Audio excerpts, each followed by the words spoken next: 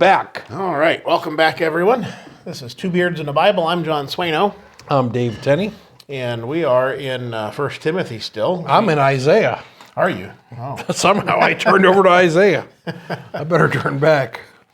And we're going to pick up in chapter 5. Yeah, yep. And is it your turn to read? Sure. Okay.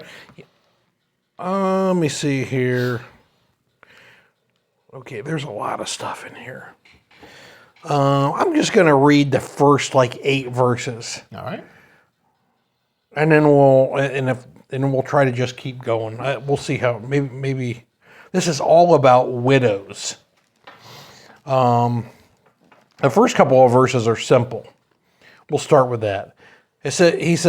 Paul tells Timothy, he says, "Do not rebuke an older man, but exhort him as a father, younger men as brothers, older women as mothers, and younger women as sisters with all purity." So let's just talk about them 2 verses. Mm-hmm. So You kind of connect that back to the idea of let no one despise your youth. And yeah, so that this kind of gives it some more context, and you're just not talking about puffing yourself up and look here, old man. I know what I'm saying. Yeah. You're still exhorting the older man. You're building him up, but you're doing so with the idea that it's a fatherly figure with some respect that is. yeah. I have a note here. It says, "Do not rebuke." I wrote, "Treat harshly." Yeah. That's kind of the idea. So Yeah. the thing is too is if you treat a younger guy treats an older guy harsh, that's probably not going to go well for the younger guy. Right. Because an older guy's not going to take that. Right. If he's a man. Right. Unless he's dead wrong and understands that he's wrong, that's different. But Right. you still shouldn't treat him harshly. Right. Well, I mean, there is a you'd come to expect that an older man would be able to be reasoned with a little bit more. Yeah. So that. I think that's why he says don't rebuke him, but exhort him. Yeah. As a father. No, the difference between rebuking and exhorting really is not much different. Mm-hmm. Exhorting is encouraging people to do the right thing. Right. Rebuking is telling them that they did the wrong thing. Yeah. So rather than he may already know, in your encouragement, you may rebuke in your encouragement. Have you ever known somebody that could bring somebody to tears with the nicest words? Oh yeah. That's kind of what Yeah. it makes me think of. Yeah.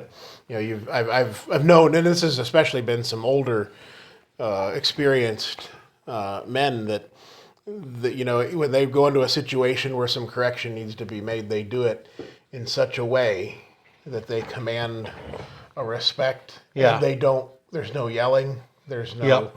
There's no foul language involved. It's just a setting things in order. Yeah, absolutely. That's kind of what I think of here. He says younger men as brothers. Mm-hmm. So you're going to treat somebody the same age as one of your peers or somebody a little younger than you different than you're going to treat somebody 20 years older than you. Yeah, and that plays out just in. Yeah. It's just natural in the relationships between people. It should be. He says older women as mothers. Mm-hmm. How you should treat them. So that's. Yeah. Gotta be careful. And this last one, he says younger women as sisters with all purity. Mm-hmm. And I think he tells them that because there's always that temptation, especially, I don't know how old Timothy was, 25 years old, 30 years old. He's dealing with some young ladies. He's a single young man. Mm-hmm. That I don't need to say anymore. Right. That there's physical attraction that can happen there. Yeah. And I think that's why he tells them, hey, be careful with that. Yeah, absolutely. Treat them like your sister. Mm-hmm. I don't think he's restricting him from dating. I don't think that's what he's saying, but you'd have to, very carefully. So, right. Yeah. It goes on and says, honor widows who are really widows. And I think in some translations it says widows indeed. Yeah. So what does that mean? Those that are who really have nobody, Right, You know, right. that are widows, but when you go into like the well, It's going to explain it's that. going to explain that a little bit more, but someone who doesn't have anybody else that they can lean on. I'm going to read through verse 8. I'll stop there. Yeah. We'll talk about that, and then we'll just keep going. Because this section basically goes for like the next 16 verses. Yeah. He says, honor widows who are really widows. But if any widow has children or grandchildren, let them first learn to show piety at home and to repay their parents. For this is good and acceptable before God. Now she who is really a widow and left alone trusts in God and continues, in supplications and prayers night and day. But she who lives in pleasure is dead while she lives. And these things command that they may be blameless. But if anyone does not provide for his own, and especially for those of his household, he is denied the faith and is worse than an unbeliever. Okay, so let's talk about that section. Yeah. So this idea of being really a widow, it involves someone who, as we can see here, someone who doesn't have children or grandchildren that can help out, and that would be their good and proper service to help out. Right. This person who needs the help at that point. Let's see. Can a widow be a man? Although it says she in here, so it's probably... A widow can be a man, but I don't think that's what this is addressing. Right. I think in most cases, especially in this, you're thinking of it from the lens of when this was written. Yes. Men were in a different situation. Would have been able to be more self-sufficient. Yeah. Women at this time, and I'm not speaking to what's right or what's wrong, but it just is the fact that women were in a different place then, and they couldn't go out and get a job and support the same as a man could. Yeah. So that was the situation that they were in. So, really, he says, now she was really a widow and left alone, trusting God and continues supplications, prayers day and night. So he's saying what an actual widow is. This woman is a Christian. Her spouse has died, and she doesn't have anybody to take care of her. Now, it talks about her grandchildren and children, but sometimes you can have a situation where the grandchildren and children are not Christians, and they're not being a help at all. And I think what this is, the children and the grandchildren, I think that are mentioned here, would be Christians, Yeah. right? So if your mom's in bad shape, and and her family's members of the church, you have a family your responsibility to take care of your mother or your grandmother. Right. And this would even, if they're willing, Yeah. it would apply to, I think, those outside of the church as well. Yeah. Oh, yeah. If they had family that was outside of the church that could help them, I think that would be the first place they Yes, would turn. absolutely. But if that wasn't the case, then The church has to help them, right. and that's still true today. Yeah. So I don't think we always do a great job at that sometimes, but Yeah. or sometimes we do a really good job at it. It just depends. It's one of the things in our society is we've been living so long with this idea of I'll choose my words wisely here. we have so much independence. Yeah. And in a lot of ways, years ago, people fought for women to have an independence from men and from, in some cases, religion and so on. And so we kind of, whether we realize it or not, sometimes we think through that lens, and we think that, well, she's independent, she can do it herself. And sometimes I think people do, like you said, they kind of fall through the cracks. We don't do a good job of recognizing that there's a need there. Yeah. I know of a situation where myself and another brother helped a woman who was not a member of the church, but it was the daughter of the member of the church, but we just felt like it was the right thing to do. So I keep throwing those glasses down. Good grief!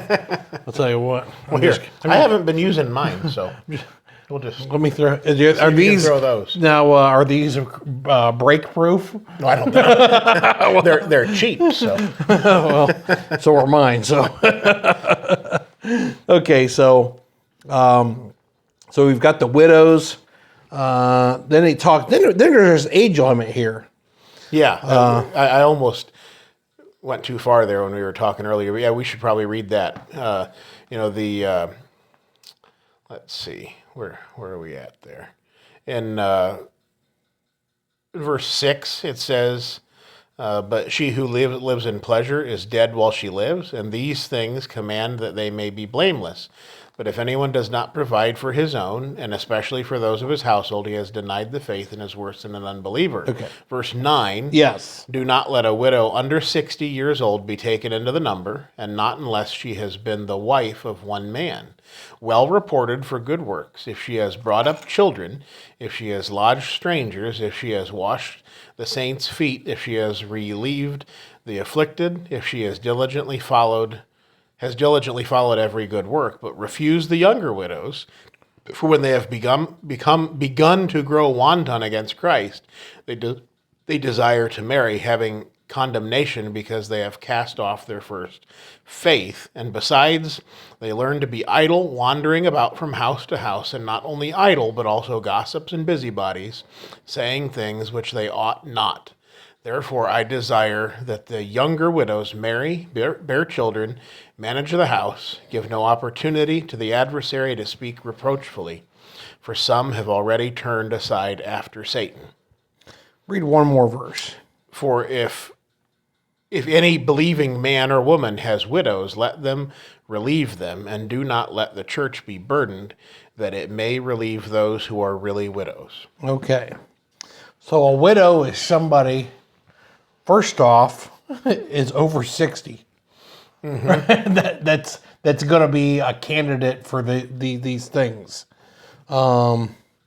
Unless she has been the wife of one man, and there's a bunch of requirements there. Mm-hmm. So there's some guidelines on all of this. There's a lot of guidelines about how we're supposed to help people. So, benevolence, that's what this is all talking about. Mm-hmm. So this would be benevolence. And of course, I'm sure that back then, when you're talking about, taking care of a widow, you're talking about paying for everything. Right. And that's what they were probably doing. Of course, they didn't have any property, typically. Right. So, it's just a different situation. Going back to what I was kind of trying to say earlier, I might have thought of something that makes more sense. We live in a society now where we expect, government to take care of people that are in need. And while we pay those taxes and we expect those things to be done, it's just now normal for the government to step in and do those things. In some ways, it seems as though allowing those sorts of things to happen has kind of robbed the Lord's people from the ability and the pleasure of serving. Yeah. People that need that help, and in many ways that's a good point. We've thrown that off to some government entity, and we really shouldn't have done that. Yeah, that's a great point. Yeah. So, what else did it have in here? He talked about the younger widows. So younger widows are under 60, mm-hmm. right? It's interesting the way that. For when they begun to grow wanton against Christ, they desire to marry, having condemnation because they have cast off their first faith.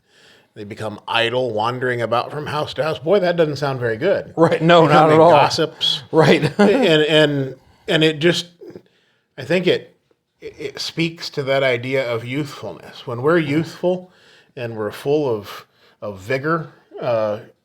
Well, it's true among men too. We say some things we probably ought not have. Yeah. We get ourselves involved in things that, now, you and I hopefully wouldn't get ourselves involved in some of the same things we would have as 20-year-old. You know what the younger women lack? Maturity. Well, that's right. Yeah, that's it. Right. So, yeah. And that's what this is talking about. Yeah.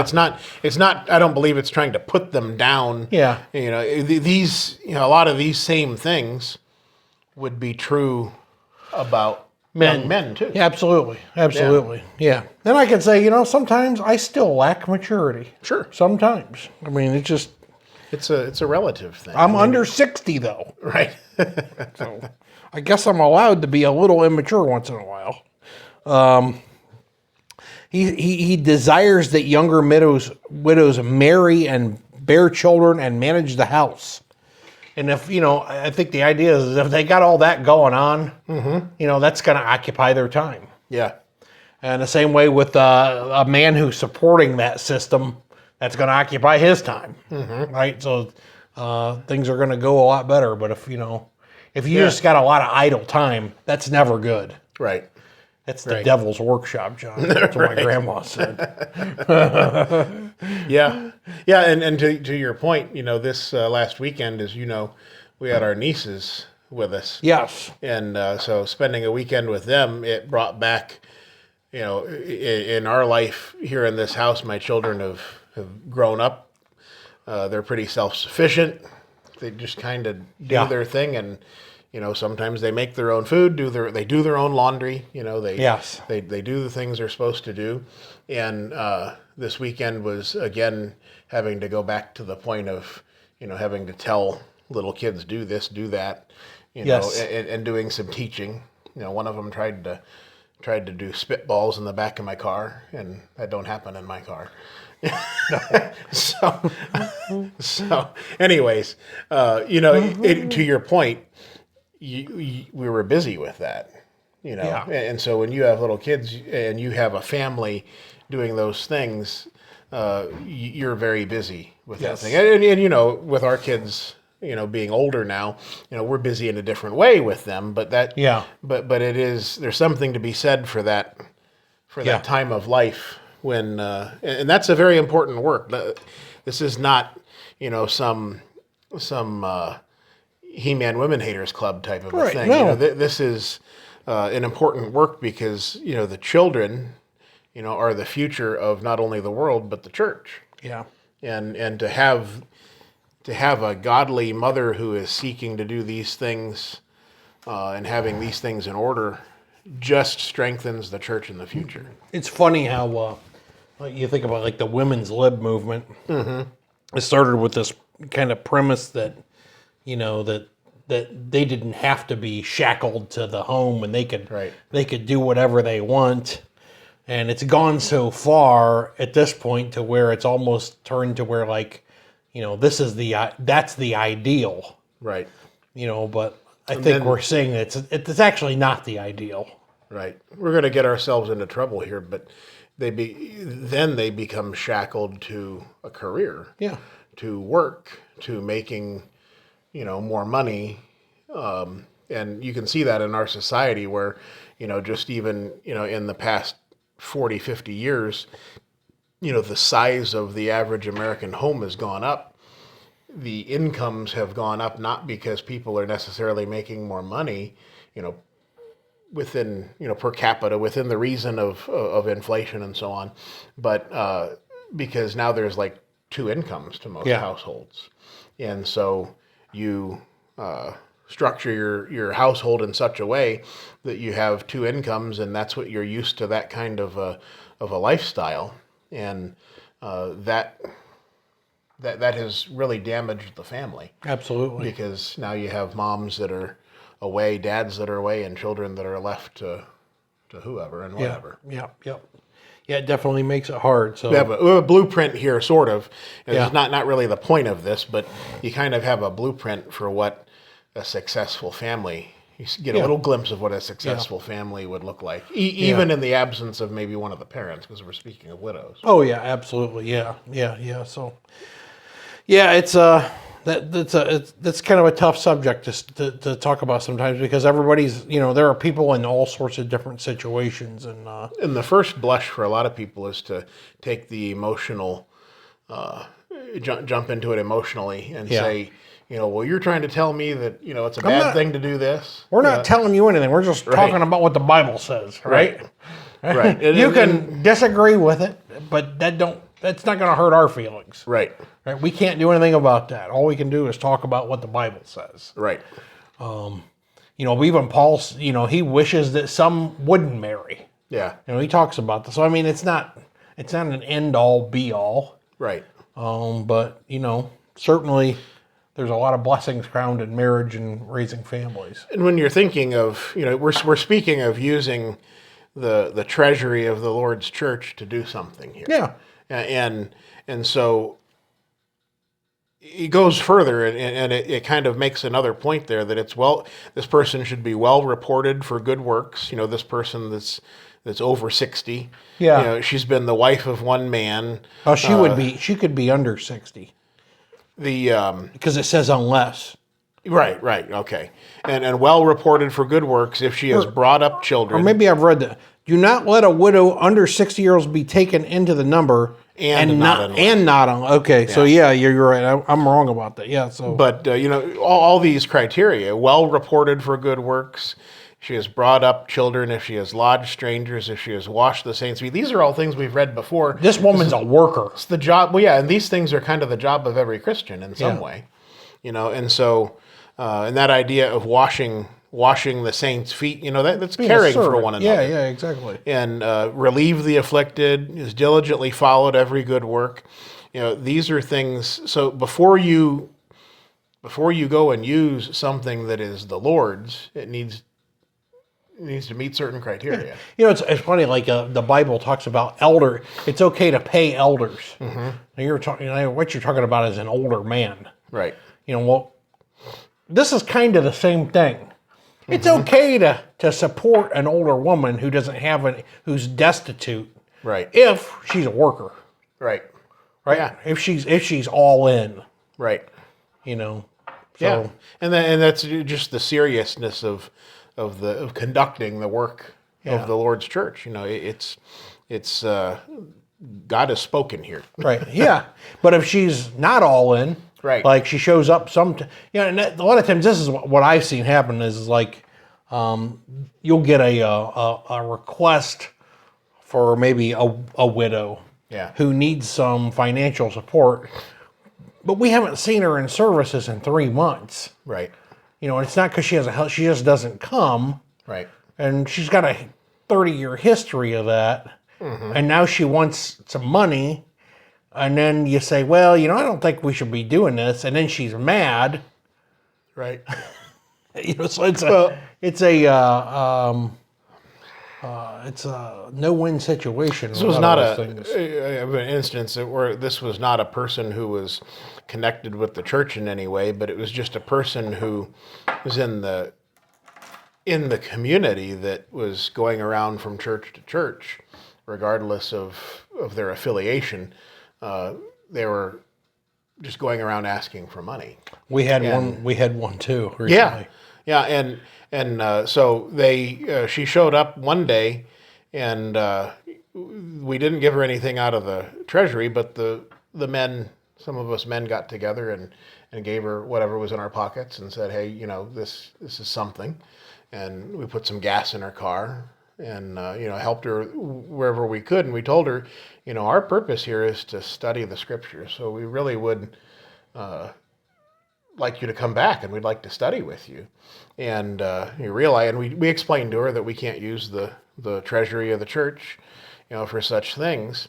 And then she started coming at the end of service. Yeah. She would show up at the end of service and ask for money and so on, and once we drew a line after like the second time, and it's like, no, this is not going to happen, but we want to study with you, we care for you, come study with us, and we can help you, but we're not just handing money out. And eventually she just disappeared, and that's kind of it's not the same because she wasn't involved with the church, but again, you wouldn't want someone like that who's just looking for the quick payout to be coming around. And typically when random people show up like that, I mean, this isn't an accident. Right. I mean, this is a scam people pull. Well, mean- did Keith ever tell you about the when he first started at Barberton that Oh, because of the phone book? So when he first got there, he noticed that there was a bunch of people calling and asking for money. It was just never ending, and come to find out that the previous preacher he was pretty liberal with helping people and giving people Yes. money when they called. And come to find out, one of the local homeless shelters had the number of the church circled and says gives money, and so it was just a constant stream yeah, of yeah, and it's sad. That's a sad commentary, but those things happen, and we have to realize first and foremost that the purpose of the Lord's church is not the benevolence of the world, and that's one of the things right, that absolutely. people get. I hate the question. Because when you have people say, "Well, doesn't your church do this?" I would say our purpose is to lead people into the truth about salvation, Yeah. and about what it takes to get to heaven. That's what Right. our purpose is. That's and any it. funds we collect are dedicated towards that. We have a mission statement, Yeah, right? And that's well, what it is. It angers me, not because I'm not ashamed of the church for not doing that, but it angers me that Satan has confused people so much that he has, in people's minds, perverted the purpose of the church through all these denominations and everything that claim to be, the church. They've twisted what people expect yeah. of the Lord to such a point that what the Lord really wants from his people looks so foreign from everything else, and we have to defend that all the time. And I'm happy to defend it. I'm not ashamed of it, but it angers me that people are so, Yeah. it's been perverted so much Yeah. that in some ways, people that might have had that lie not been purported, people might have been more ready to listen to the truth. Absolutely. But people are hardened by, the quick fix. Yeah. Yep. It is what it is. Well, John, Yep. I think we'll go ahead and well, you know what? Just it says let the church not be burdened. Yeah, yeah, Right? Yeah, So that's that's it. not the goal. That's not the purpose of the church. And imagine, throughout the world. I was talking to another brother today about this. There's always going to be, and it actually says this in the scriptures. There's always going to be the poor. The poor will always be with you, Yeah. Jesus told Yeah. Judas. Yeah, and so it's a never-ending issue. As long as there's human beings in this earth, it's going to happen. So, as individuals, we do what we can. Yep. As the church, we do what we've been qualified to do or authorized to do, and that's it. Where it's at. Yeah. All right, John, let's shut her down. All right. Well, thanks a lot. We will see you next time. Yep.